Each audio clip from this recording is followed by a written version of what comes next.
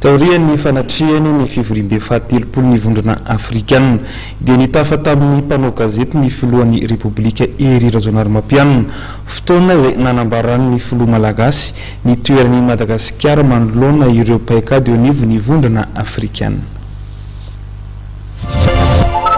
Ny mazava-dehibe azy dia zao nisy fanavaozana tanteraka mihitsy izay nentina tato anatin'ny vondrona afrikanina ary dia nazahoana namaritra hoe aiza hoaizitsika zao ary dita hoe tena mandroso mihitsy izay fanavaozana entina eo amin'ny vondrona afrikanina izay na eo amin'ny fomba hitantanana azy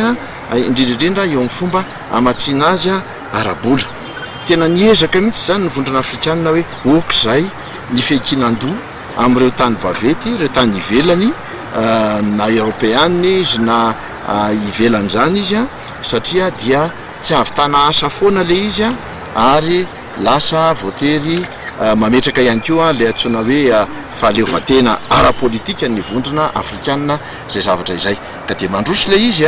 misy tany efa roapolo mahery kely zao nefa vonona nanao an'ity ny atsika nge efa mazava ny politika sy ny rafitra maro samihafa zay apetrakitsika iadina amin'ny kolokolo ny filoham-pirenena dia efa nametraka ny vinana mahakasika an'izay io dia tsy maintsy anisan'ny voalohany editsika io satria raha io no vitatsika miaraka dia dingana efa ngezabe no atao amin'le izy ka io moa dia foto-kevitra zay napetraka amin'ity taona ity zany ny banjinana hoe ny kolikoly satria dia vato misakana amin'ny fampandrosoana io ka ahoana tokony edina azy zany